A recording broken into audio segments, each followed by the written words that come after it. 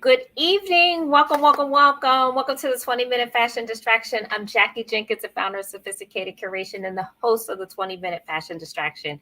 You know what we do every Wednesday night? We talk total fashion, and tonight is no different.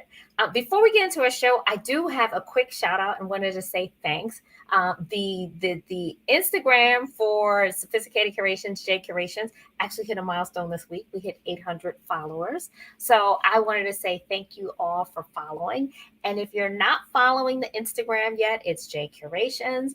And for all my newbies that are on the show tonight watching, please like the page Sophisticated Curations. So tonight, and I'm going to jump right into it because I'm so excited.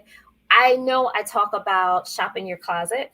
And it actually gets even better because not only are we going to talk about shopping your closet, but we're going to talk about upcycling within your closet, where basically you're going to rethink, remake, and actually create new value in your closet. So my amazing guest is an upcycling expert. And you guys know what I like to do. I like to bring my guests on so I could sing their praises while they're here. Hi, Kelley. Hey, Jackie. Thank you for having me. I'm so excited. I am so excited as well. And as I was saying to our audience, I like to sing people's praises while I can see them. And so Kelley is Kelley Nayo Jahi, and I knew we talked about this. You're so close. Kelley Nayo Jahi is not only an upcycling expert, but she's my Spelman sis. And although I know she's hanging out on the Cali side, she was actually my Philly homegirl. So we are going to not only have a great conversation about upcycling, but more importantly, we're going to have a really great conversation on what we can do in our closet. I see Claudia's here, Van's here, my mom is here. Hey, hey, hey. All right. And my mom says from the city of brotherly love. Absolutely. Hey. Girls high in the house. Right. Oh, right. And hi, Tori and Singleton's here. Oh, it's a party. So let's start with the first question. I quickly explained what upcycling is, but I'm quite sure you will do a much better job with that. How did you fall in love with this whole thought of upcycling? Oh, sure. That's a great question. And quite frankly, it was the perfect storm of the last 12 months, the perfect storm of quarantine, getting a sewing machine, and having an empty nest. So last March, I started making masks by hand and just said kind of randomly, this would go so much faster if I had a sewing machine. And so my husband, who is fantastic, got me a sewing machine for my birthday in August. And then my youngest of 3 kids left for college in August. So that combination of the tool and the time and the interest just fueled my desire for upcycling. So when I got my machine for my birthday in August and I didn't have anything to work on and I was like ready to use it. And so I just did a Google search about how you could make a denim skirt out of old jeans. I'd heard about this. And I quickly discovered there's like this entire online community of like upcycling experts.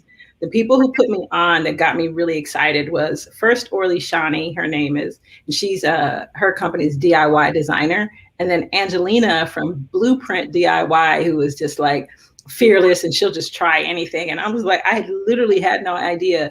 And that's what, from there, I just took off. I did not have any clue that I would find so much inspiration and years of videos. So it was really just a lot of fun and exciting. Well, before, and you were gracious enough to share with us some of your pictures. Before I can even show the pictures, we have your fan club here. Kelley out. Leah says hi. Shelly says hi. Siobhan says hi. I see a yay, mommy, yay. So you've got a real fan club here. Awesome. And Janet's here. So Siobhan. So it's great. And actually, Siobhan and Kelley, 2 West Coasters. So I need to make sure that you guys meet. So I want to show a few of the images that you shared. Sure. And if you can kind of tell us what we're looking at. Mm-hmm. This was the sneak peek that I showed yes. on the earlier. Mm-hmm. So this is some of my favorite things to do. Adidas sweats.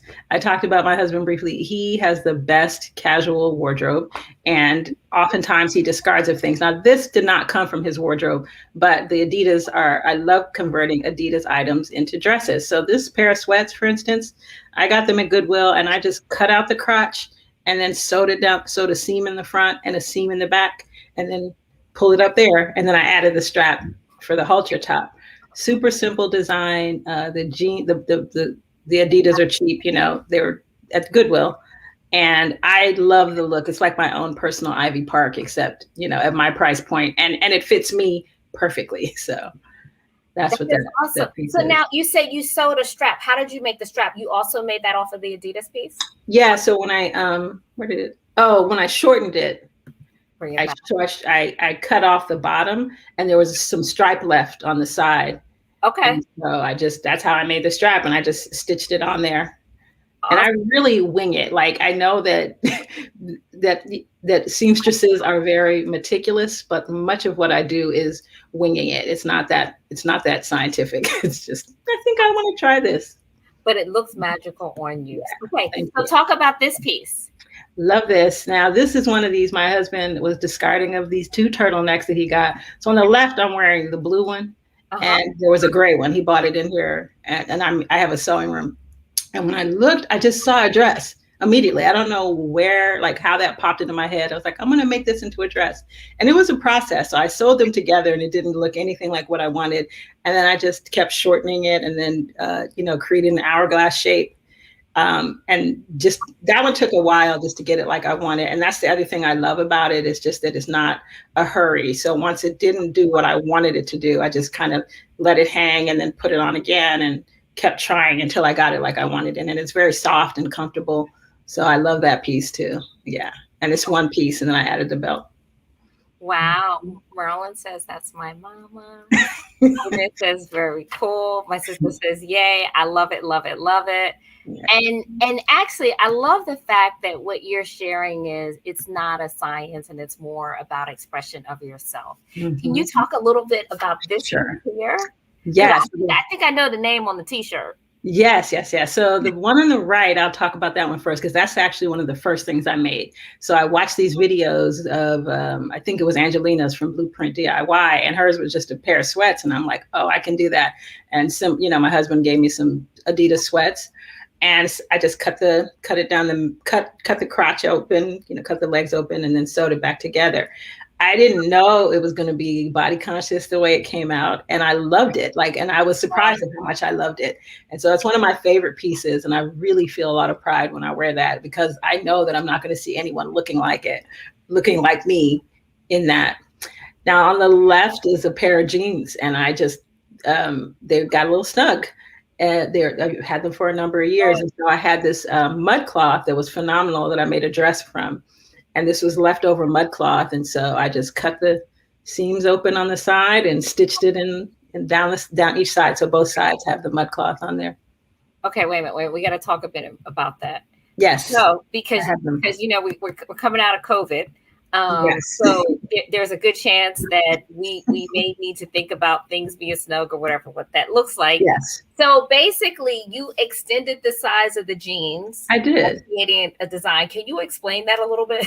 Sure. So they're here they are. I have them here. And so probably would have been better to demonstrate with an actual pair that hadn't been altered yet. So essentially, though, I just cut the outside seam. Okay. It wasn't very exact. I did not know what I was doing. I didn't know how exactly to go about it, but because there's, you can cut right on the inside part of the seam or the outside part of the seam. So I cut the seam. So wait a minute. Mm-hmm. For those that may not sew, what is the seam? The seam is it would be better to see a pair of pants that has it. There's a line along the outside of the pants where the fabric is sewn together. Okay. So that's your seam. And if you look on the inside of the jeans, like the really particular sewing, the more professional folks would probably use a seam ripper and carefully, and that's a tool to take the stitches out. Or you could just use some scissors. So it depends on which school of thought, how perfect you want it to be, or how much you care about these things. I'm pretty sure I used a pair of scissors, and I cut from the ankle all the way up to the waist. Okay. Then I created a piece of fabric and cut it as, like and added a little bit of extra. So like I knew how much I wanted to add on each side, but then you add a little bit of extra because you have to sew it in. So you need a little bit more fabric than you need on each side. And then I attached the strip of fabric between the front of the pants and the back of the pants. So that's how we came up with that extra. I love that. And did the piece of fabric that you used to extend it, was that a stretch material, or does that not matter? It depends. It could matter depending on the type of jeans, but there are some stretchy material. This is mud cloth. So this is from Mali. It's like a very coveted material. I love it. It probably wasn't the best choice, but I love the way it looks. So, well, it looks fabulous together. Yeah. Thank you for explaining. And yes, Adrienne, this was a hobby that actually started during the pandemic. It did. Imagine that. Okay, so I want to show another image. Sure. Let's look here. Yes. So this was a really, I won't call it simple. This was a straightforward piece. I had this garment for a number of years and the sleeves were always too long. And it was just, I never cared for the way that it looked. And I decided to shorten the sleeves. And then you see it has a button down on the left side. And what I actually did was closed that and made one stitch down the middle, connecting the front two panels, and turned it into a dress. And those are the only changes I made to that. And the buttons and everything are still intact. So it looks like it looks like it's a button down, but it's not. And the thing about some of the projects that I do, like with something like this, I could change my mind and go back to the original design if I wanted. I could just take a seam ripper and undo what I did. I didn't cut anything. I just stitched it together. So I love it. And it looks like, are you using the original belt with that? Say it again. Are you using the original belt with that? Is there a belt on that, or nope. is not belted? Oh, no, wow. It's just the shape of it. Mm-hmm. Okay, all right. No belt. Nice.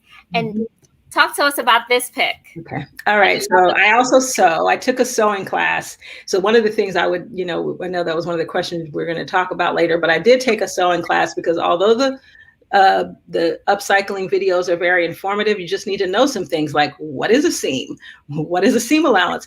How does my machine work? So I took a sewing class with Rose Woodward. Her program seems so easy, as her website.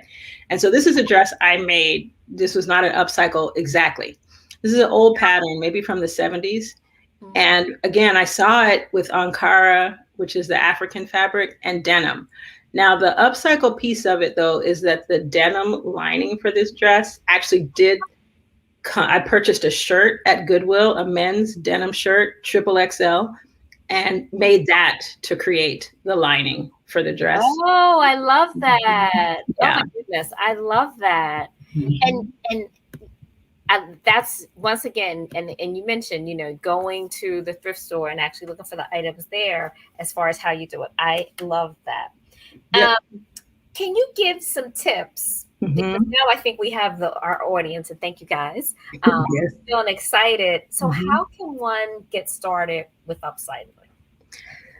I think that, again, like I said, if you can find a sewing class, you should take one. There's a lot of free resources on YouTube that you can figure some things out. But if you can invest in with a good sewing instructor, it would be just so helpful.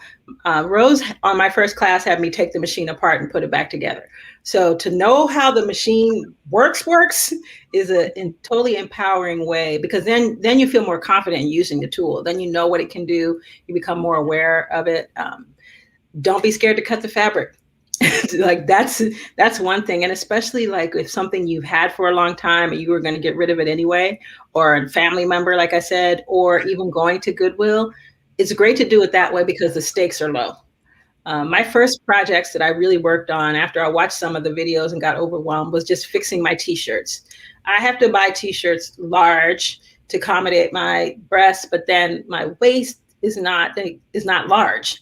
And so I have all these boxy t-shirts. So I would practice creating this hourglass figure. But what that does is give you practice on using the machine. So like, that's what I would do. Practice on working with different types of materials, just those simple kinds of things. So again, working where the stakes are low, and then trusting your vision. I have no idea. Like I said, every time I think about those two turtlenecks, I'm like, I don't know why I saw that as a dress. I just did. And I just kept on going until I got it like I wanted it to be. So those are the things. And then it just takes time and takes patience. Like that's the thing. And space. You need space to work on sewing projects because it takes you got to measure, you got to cut, you got to iron. There's so many elements to it. So um, That's awesome. Hey, Lourdes. Hi, Angela. Thanks for joining. And Deborah. So many of our sponsors sisters. This is awesome. So you did touch on equipment. What else do we need to do upcycling? Definitely a basic sewing machine. It doesn't have to be fancy. There are a lot of fancy ones, but a sewing machine that just does some basic things. Like Rose taught us, one of the things she said to us in the class is that, there was a time where machines had like one or two things. That was all they could do. So you don't need anything fancy. You definitely need some good light. You definitely need, I would say the biggest piece is how you feel about it. So you want to enjoy the process. You want to work on things when you're feeling in a good space and you're feeling like you can relax and enjoy yourself. Those are the things that I think. And then, like I said, I have a sewing room. I appreciate that, but you don't have to have that. You just need a place though where you can work on your projects. And so other basics are like some scissors. You want a really good pair of scissors. It doesn't sound like it's something that matters, but a good pair of shears that are very sharp and cut material well, and a good seam ripper because you'll take things out, and that's what seam rippers are for. And just a lot of patience and just laugh. Everything's not going to come out great. There's a lot of things that I didn't share, and just laugh and then just enjoy it. And then, like I said, definitely I appreciate working with Goodwill or things I wanted to get rid of because then the stakes are low. If it doesn't come out great, now you've learned some things, hopefully. So, yeah. Well, I will say this, Kelley, you have inspired me. I've had so I've been in New York 8 years, and I've had a sewing machine at least 3 of those years. And I think I played around, and my mom actually she used to sew as we grew up, so I kind of know a little something. But after talking to you this weekend, I have signed up for one of Rose's classes, and I am so looking forward to just getting back to it. And actually, Adrian raised a great question in terms of how does this whole upcycling process make you feel? It is so amazing to me. I will say sewing in general, it is the most fascinating form of self-care for me. First, having clothes that fit the way that I want. Wow. Actually make me appreciate my body differently. And I just laugh that I hit this age before I did, but it does. It really, really does.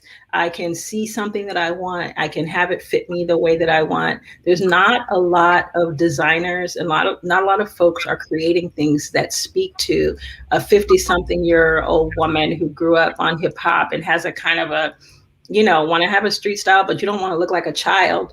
There's just not a lot that's speaking to us.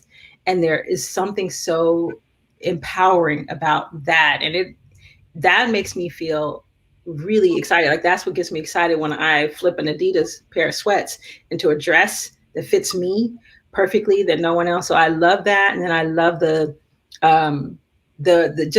sense of pouring into myself. I only have been making things for myself. People keep asking, and the answer is still, it's for me.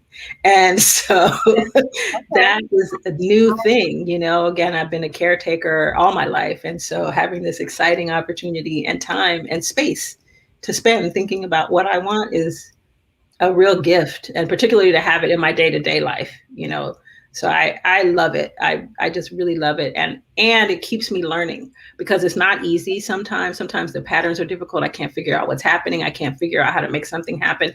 And to stretch that muscle to learn something new because I really want to, though, not because I needed it for a job or because I really want to know how this works. It is so empowering.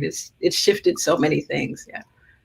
I love everything. And I can see from the glow on your face that it totally is making you very happy. It is so which fantastic. is, which is what fashion does. But I think you're right. I love the fact that you said it's empowering in terms of how you feel about just not only what you're doing, but your body. It's just all the wonderful things that we love. And so we're coming close on time. But before I let you go, Quick question. What are you excited to be wearing upcycled this summer?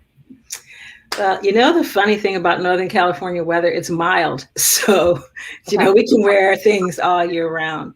I love dresses. Like I make dresses out of everything. So some of these things that I've made, like I don't get to wear them as much. Like the halter top thing, like I haven't been able to wear that without a sweater. So I'm excited to go places where I can wear these things without a sweater. Because Northern California, you're gonna need a sweater all year round. So Well, that is awesome. And I think Angela hit it the best when she said, for you, by you, with that's love. right.